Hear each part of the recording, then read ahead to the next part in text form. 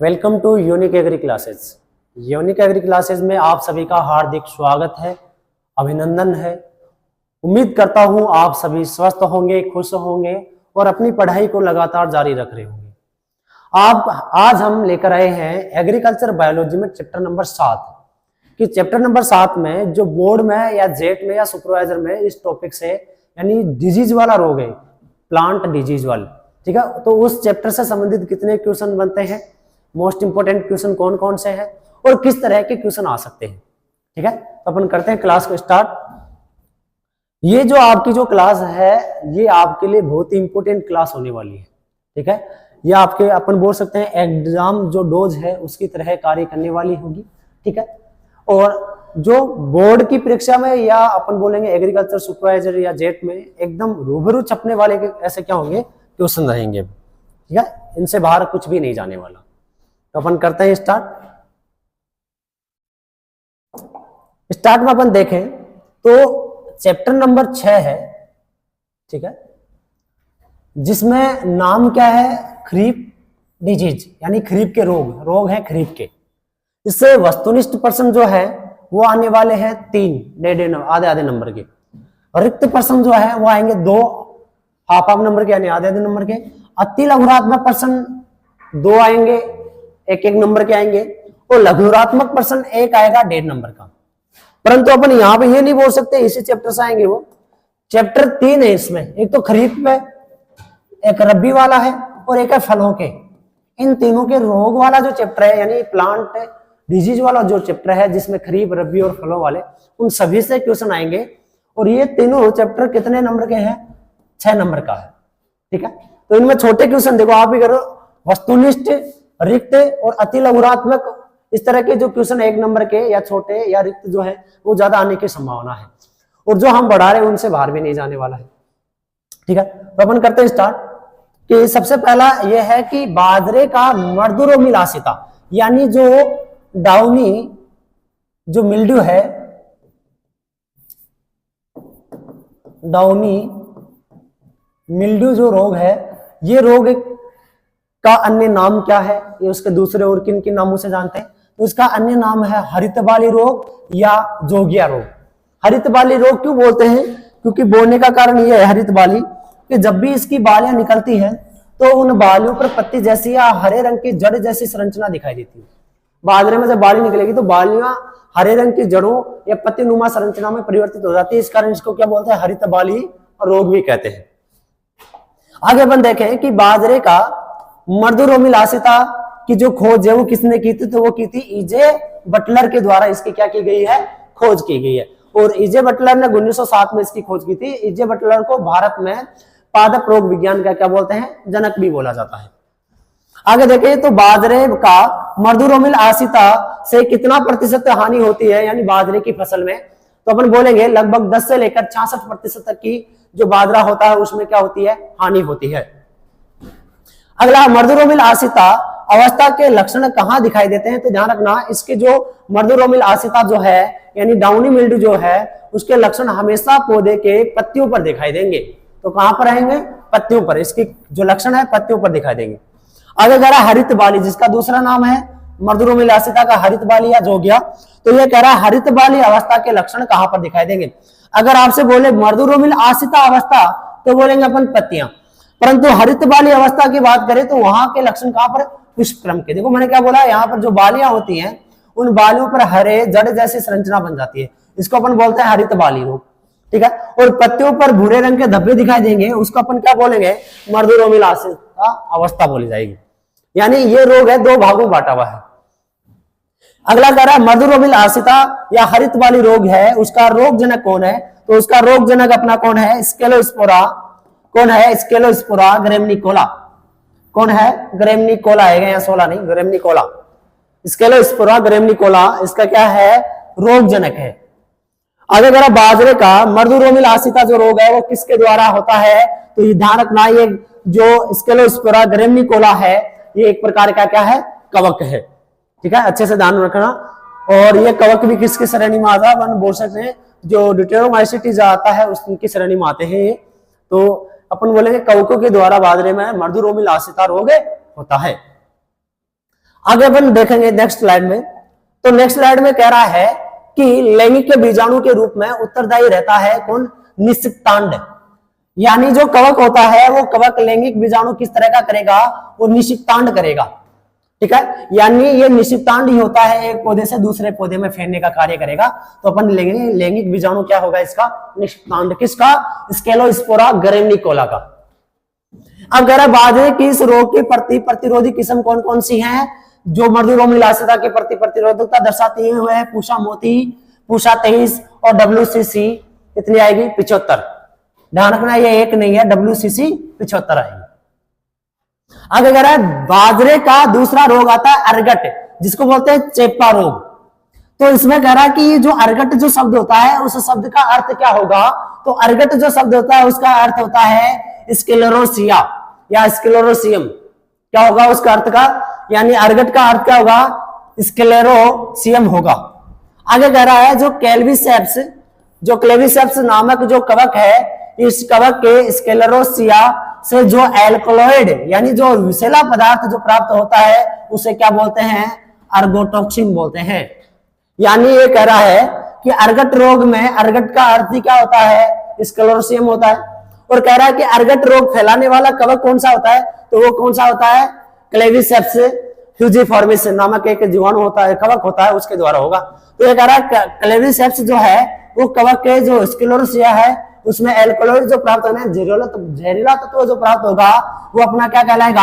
आर्गोटॉक्सिन कहलाएगा। आगे देखो, या आर्गोटिन कहलाएगा या अर्गोटिन कहलाएगा।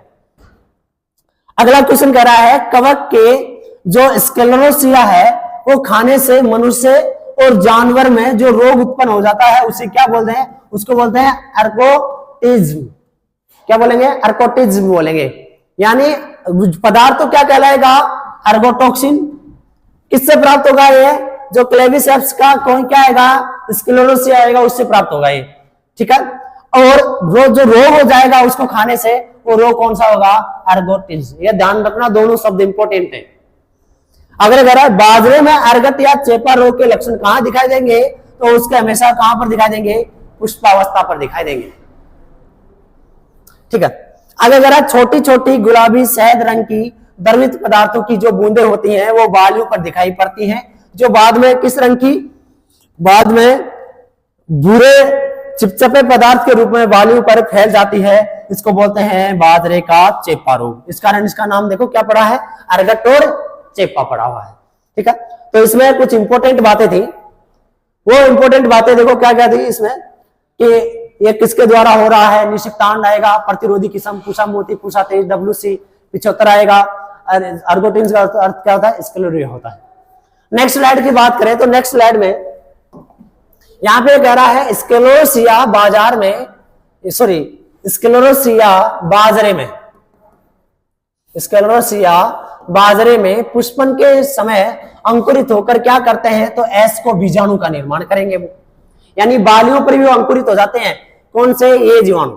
आगे कह रहा है बाजरे का अर्गट रोग का जैविक नियंत्रण किसके या कौन से कवक के द्वारा करेंगे? तो वो कवक कौन सा है? फ्यूजेरियम शंभुसेनम। इसके द्वारा अपन उसका कौन सा नियंत्रण कर सकते हैं? जैविक नियंत्रण। वेरी इंपॉर्टेंट है भाई, ध्यान रखना इसका कि बाजरे का जैविक नियंत्रण कौन से, यानी कवक होता है ये भी, और कवक का नियंत्रण कवक के द्वारा करेंगे। उस कवक का नाम क्या है? फ्यूजेरियम शंभुसेनम। ठीक है, आगे देखिए बाजरे के अर्गट के लिए प्रतिरोधी वैरायटी कौन सी है? तो वह है पूषा 23, WCC 75, ICMH 88088। ये एक नहीं है भाई, कितनी आएगी?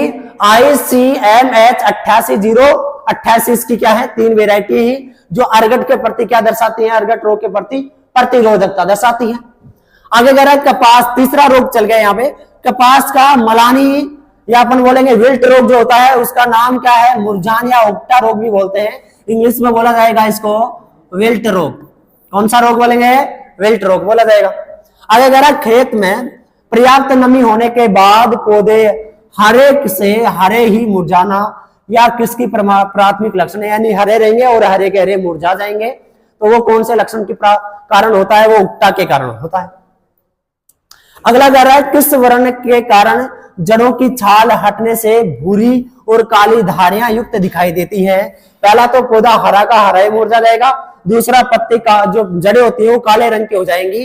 तो वो कौन से आएंगी, कौन से वर्ण के कारण होती है, मेलोनिन वर्ण के कारण होंगी। और रोग कौन सा होगा, रोग होगा विल्ट। आगे कह रहा है कपास का मलानी रोग जो है उसका रोग जनक कौन है, तो रोग जनक क्या होता है इसका, फ्यूजिफॉर्मिस ऑक्सीस्पोरम। फ्यूजिफॉर्मिस ऑक्सीस्पोरम ये इसका क्या होता है, नानकना रोग जनक होता है। ऑक्सीस्पोरम, स्पोरोम रोग में है, स्पोरम ये नहीं है, स्पोरम। ठीक है, नेक्स्ट में अपन देखेंगे यहां पर कि ये 3 रोग हो गए अपने, 3 कंप्लीट। ठीक है, नेक्स्ट स्लाइड में कह रहा है कि मृदा में अंकुरित करके जड़ों के द्वारा संक्रमण कौन करता है, तो ये कवक के कोनिडिया और क्लेमाइडो बीजाणु, यानी फ्यूजेरियम जो होता है उसका कौन सा, जो क्लेमाइडो और जो कोनिडिया होते हैं ये क्या करते हैं, संक्रमित करने का कार्य करते हैं। आगे कह रहा है कपास के मलानी रोग की प्रतिरोधी किस्म लिखिए, तो प्रतिरोधी किस्म कौन सी है, जयादर है, जहरीला है, मोती है, LD 694 है, और कौन सी आती है, विजय आती है। ये 4 वेराइटी हैं जो क्या करता है, कपास में मलानी रोग के प्रति क्या दर्शाती है, प्रतिरोधकता दर्शाती है। प्रतिरोधकता यानी उन फसलों को बोने से उनमें मलानी रोग नहीं लगने वाला।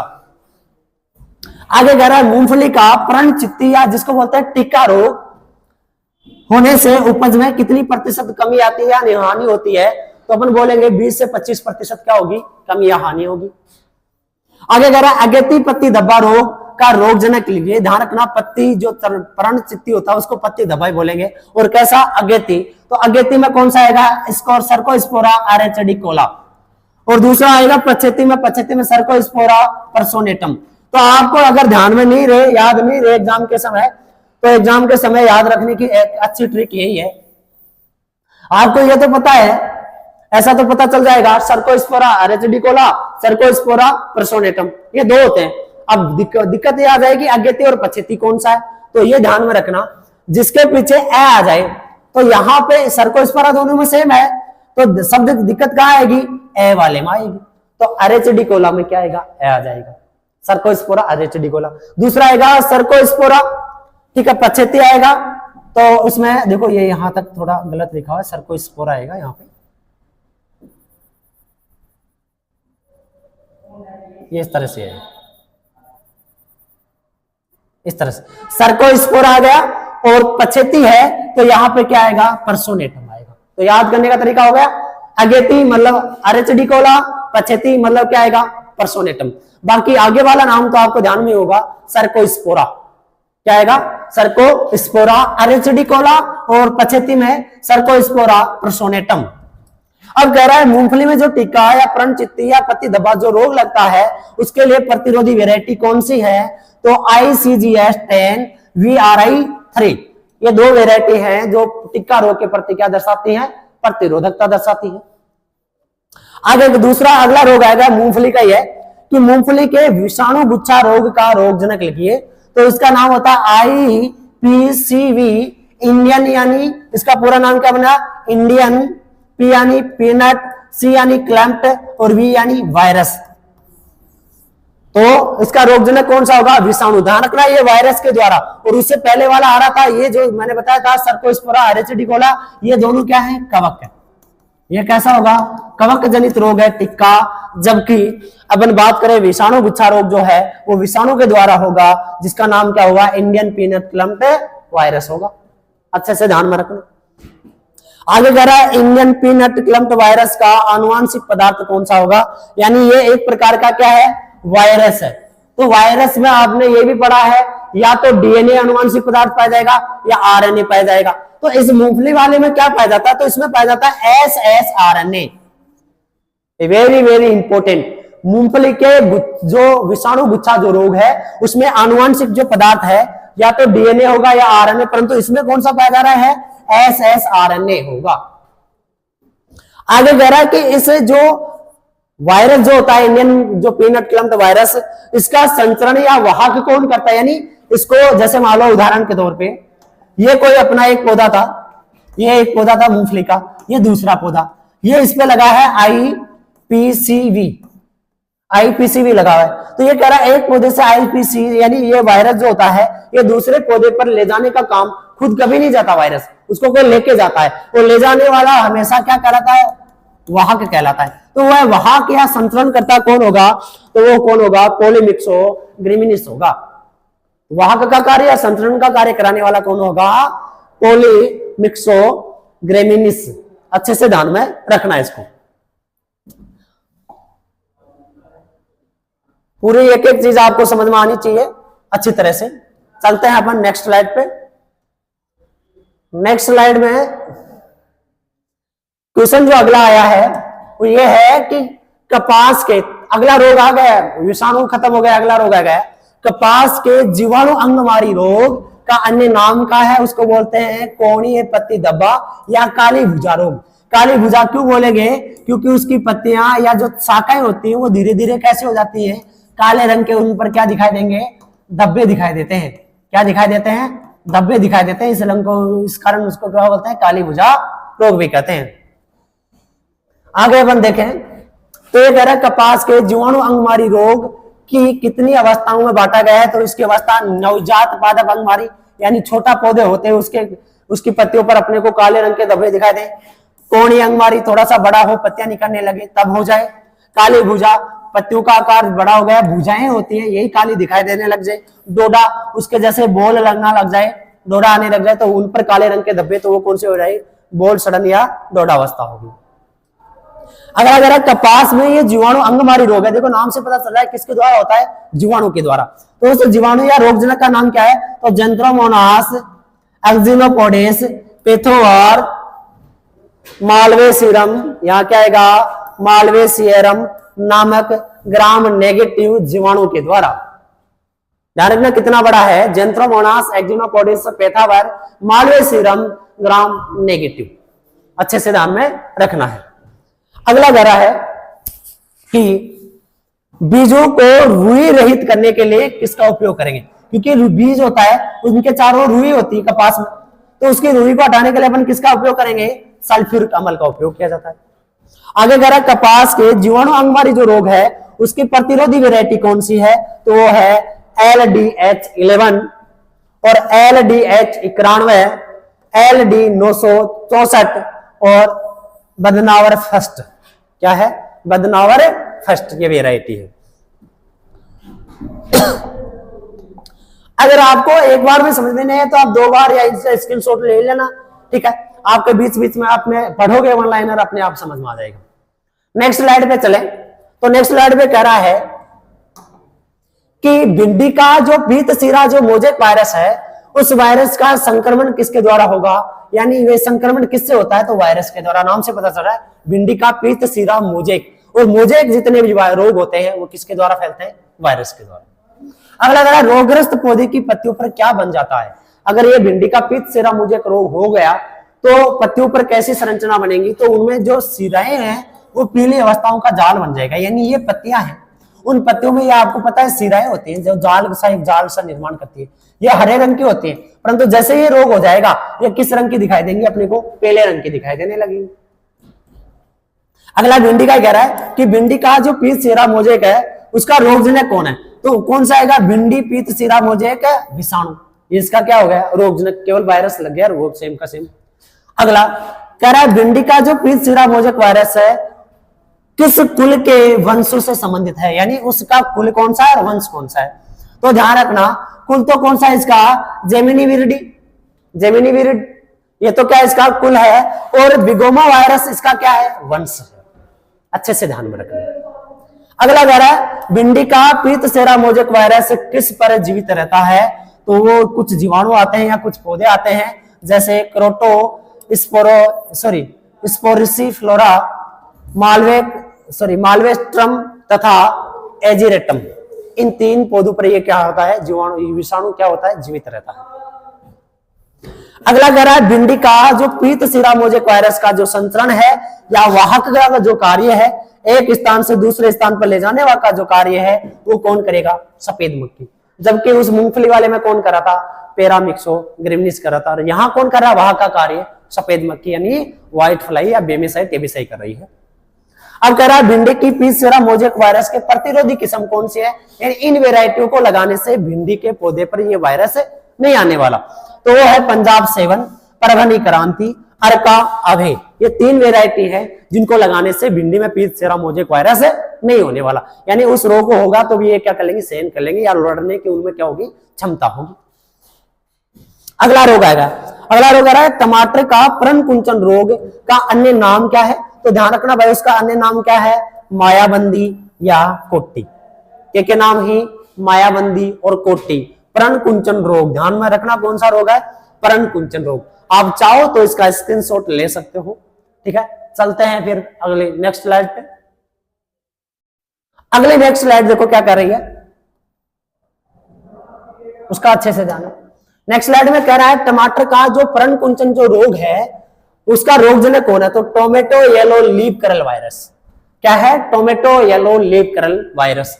आगे कह रहा है टमाटर का पर्ण कुंचन रोग का कुल क्या है उसका, ठीक है, वायरस का, और वंश कौन सा है। तो वंश और कुल पहले वाले की तरह ही है, जैसे भिंडी में था जिमिनी विरिडी, तो क्या था कुल, और बिगोमा वायरस क्या था, उसका वंश था। आगे कह रहा है कि टमाटर का पर्ण कुंचन रोग किस पर उत्तरजीवी रहता है, तो ये मिर्च है, तंबाकू है, पपीता, उन पौधों पर क्या रहता है, उत्तरजीवी रहता है। और इसमें भी वाहक या संचरण का जो कार्य करता है वो कौन करेगा, सफेद मक्खी। कौन करेगी, सफेद मक्खी। यानी सफेद मक्खी क्या करेगी, टमाटर के पौधे पर बैठेगी, वो तो अपना काम करेगी रस चूसने का, परंतु उनके पैरों का क्या लग जाएगा, ये वायरस भी, कौन सा, टोमेटो येलो लीफ करल वायरस लग जाएगा। और जब ये दूसरे पौधे पर जाएगी रस चूसने, तो उन पैरों पर वायरस से कहां से यहां पहुंच जाएगा। उस क्रिया को संचरण या क्या बोलेंगे, वाहक बोलते हैं। क्या बोलेंगे, वाहक बोलेंगे, जो कौन करेगी, सफेद मक्खी करती है। आगे कह रहा है भाई टमाटर की पर्ण कुंचन रोग के प्रति प्रतिरोधक किस्म या वेराइटी कौन कौन सी होती है, तो अर्का रक्षक, अर्का सम्राट और अर्का नया, ये 3 वेराइटी है। इन 3 वेराइटी को लगाने से टमाटर में पर्ण कुंचन रोग नहीं होगा। आगे कह रहे हैं टमाटर की अगेती झुलसा जो रोग है, अगला रोग आ गया है, अगेती झुलसा रोग के धब्बे कैसे होते हैं, तो वो होंगे गोलाकार और कोणीय होते हैं। कैसे होते हैं, गोलाकार और कोणीय धब्बे होंगे। आगे कह रहा है टमाटर का अगेती झुलसा जो रोग है उसका जो रोगजनक कौन आएगा, अल्टरनेरिया सोलेनाई। कौन आएगा, अल्टरनेरिया सोलेनाई क्या आता है, इनका रोगजनक आता है। अगर अल्टरनेरिया पोरा याद आता तो वो किसमें होता, वो होता है प्याज में, ठीक है। चाहो तो आप इसका स्क्रीनशॉट ले सकते हो। फिर चलते हैं अपन नेक्स्ट स्लाइड पे, ले लिया होगा। नेक्स्ट स्लाइड की बात करें तो नेक्स्ट स्लाइड में यह कह रहा है कि टमाटर का जो अगेती झुलसा रोग है, यानी अल्टरनेरिया जो कोराई जो है, ठीक है, या जो सॉरी अल्टरनेरिया जो सोलेनाई है, उसके लिए प्रतिरोधी वेराइटी कौन सी है, तो अर्का सम्राट, अर्का रक्षक, ये 2 वेराइटी क्या है उसकी प्रतिरोधी वेराइटी। अगला जरा अर्गोटिन क्या अपना पड़ा है, कवक का क्या है, विष होता है। कार्बन, कार्बेंडाजिम क्या है, ध्यान रखना कवकों को नष्ट करने वाला एक रासायन होता है कवकनाशी, कार्बेंडाजिम, मैंकोजेब, थायरम, कैप्टोन, ये भी आ सकते हैं। मित्र फफूंद किसको बोलते हैं, तो मित्र फफूंद बोला जाता है ट्राइकोडर्मा का। क्यों, क्योंकि ये एक प्रकार का खुद कवक है और कवकों को क्या करता है, नष्ट करता है। तो किसान का क्या कहलाए, मित्र फफूंद कहलाए या कवक कहलाएगा। वेरी वेरी इंपॉर्टेंट है कि सकेंद्रीय रेखाएं व पट्ट प्रभाग किस रोग के लक्षण है, तो वो टमाटर के अगेती झुलसा रोग या अल्टरनेरिया सोलेनाई जो कवक है उसके द्वारा ये पौधों पर होने वाले क्या है, लक्षण है। अच्छे से ध्यान रखना भाई इन चीजों को। अलग है ट्राइकोडर्मा जिसकी बात करें, कल्चर की बीजोपचार हेतु कितनी मात्रा काम में ली जाती है, तो 4 केजी जो बीज होंगे उन बीजों में 1 केजी क्या लेंगे, ट्राइकोडर्मा लेंगे अपन। स्टेप्टोसाइक्लिन क्या है, ये एक रासायन है, कैसा, जीवाणुनाशक।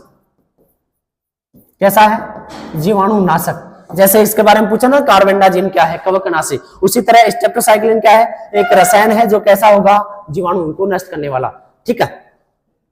आप चाहो तो इसका स्क्रीनशॉट ले सकते हो। चलते हैं फिर अपन नेक्स्ट स्लाइड पे।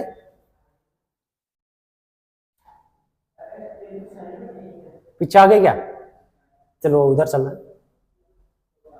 इसका भी नहीं लिया तो इसका भी ले लेना स्क्रीनशॉट। आगे जो आएंगे वो आएंगे संभावित क्वेश्चन आने वाले, ठीक है।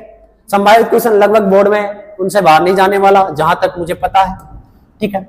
जैसे कौन कौन से रोग आ सकते हैं, 1.5 नंबर तक के क्वेश्चन आएंगे, इससे बड़े क्वेश्चन नहीं आने वाले। कभी आप 3 नंबर वाले 4 नंबर वाले रटने लग जाओ, 1.5 नंबर से ज्यादा क्वेश्चन नहीं आने। ये मूंगफली का अगेती पत्ती धब्बा और पछेती पत्ती धब्बा में अंतर पूछ सकता है। जैसे अपन ने पढ़ा सर्कोस्पोरा अरेचिडिकोला, सर्कोस्पोरा पर्सोनेटम, पर्सोनेटम पछेती, अरेचिडिकोला मतलब अगेती, उनके बारे में। बाजरे के अर्गट रोग के लक्षण। अर्गट रोग में क्या होता है आपको पता है, जो बाली होती है, यानी बाजरे की जो बाली होती है, ऊपर वाला जो भाग होता है बाली वाला, ठीक है, उस बाली पर चिपचिपा गोंद जैसा पदार्थ अपने को क्या होता है, दिखाई देता है, काले रंग का जो पाउडर है वो दिखाई देगा। तो ये कौन सा होगा, अगेती। अगला है टमाटर का प्रण कुंचन रोग। रोग का रोगजनक और संचरण। प्रण कुंचन रोग मैंने आपको अभी बताया था, इसके द्वारा जो टमाटर में टमाटर येलो लीफ कर्ल वायरस के द्वारा होगा। संचरण कौन करता है, उसमें सफेद मक्खी करती है। मूंगफली में विषाणु गुच्छा रोग का नियंत्रण हेतु प्रबंधन लिखे, तो वैसा गुच्छा कौन सा रोग हो रहा है, विषाणु गुच्छा रोग हो रहा है, किसके द्वारा, सफेद मक्खी के द्वारा होगा। तो सफेद मक्खी का नियंत्रण अपन किसके द्वारा करेंगे, डाइमेथोक्सी सीसी 2 ml प्रति लीटर पानी में घोलकर जो मूंगफली उन पर क्या कर देंगे, छिड़काव। तो सफेद मक्खी मरेगी तो अपने आप वायरस का भी क्या हो जाएगा, कंट्रोल हो जाएगा। टमाटर के अगेती झुलसा रोग के लक्षण। सेकेंडरी पट्टी जैसी संरचना अपन ने पढ़ी अभी। रोगजनक अल्टरनेरिया सोलेनाई आ गया। रासायनिक प्रबंधन यानी कवक है तो मैंकोजेब के द्वारा या कार्बेंडाजिम के द्वारा कर सकते हैं। अगला बाजरे का हरित बाली रोग के लक्षण। रोगजनन प्रबंधन विस्तार पूर्वक समझाइए। हरित बाली रोग के लक्षण बालियों पर दिखाई देंगे और पत्तियों पर लक्षण दिखाई देगा। रोगजनक कौन आएगा इसका, हरित बाली का, सर्कोस्पोरा स्केलोस्पोरा ग्रेमनिकोला, स्केलोस्पोरा ग्रेमनिकोला। कपास का जीवाणु अंगमारी रोग। जीवाणु अंगमारी रोग के लक्षण, रोगजनन प्रबंधन। लक्षण अपन पढ़े 4 भागों पर, ठीक है। छोटी जो भुजाएं हैं नवजात पौधों पर, भुजाओं पर, डोडों पर, ठीक है, और शाखाओं पर उनके लक्षण दिखाई देंगे, काले रंग के धब्बे दिखाई देंगे। साथ में कह रहा है रोगजनक। रोगजनक बहुत बड़ा था, जेंथ्रोमोनास, एक्जिनोपोडिस, पेथावार, मालवे सीरम, ग्राम नेगेटिव जीवाणु। अगर भिंडी का पीत सेरा मोजेक के लक्षण, रोगजनक संचरण और प्रबंधन। आपको यह भी बताया था भिंडी का जो पीत सेरा मोजेक जो है, भिंडी का पीत सेरा मोजेक है, उसके लक्षण, पत्तियां कैसी हो जाएंगी, पीली हो जाएंगी, जानुमा संरचना। रोगजनक कौन आ जाएगा, भिंडी का पीत सेरा मोजेक वायरस आ जाएगा। प्रबंधन अपन किसके द्वारा करेंगे, जो भी व्हाइट फ्लाई होती है उसका नियंत्रण करके अपन इसका नियंत्रण कर सकते हैं। तो मेरे हिसाब से इनसे बाहर नहीं जाएगा, ठीक है, अगर आप ढंग से पढ़ोगे तो। ये वाला चैप्टर ये खत्म होता है, आगे नेक्स्ट क्लास में लेकर आएंगे। आपको ये क्लास कैसे लगी, अगर आपको बहुत अच्छी लगी है तो अपने दोस्तों को शेयर करें और आप भी इसको ज्यादा से ज्यादा लाइक, शेयर और सब्सक्राइब करें। जय हिंद, जय भारत, धन्यवाद।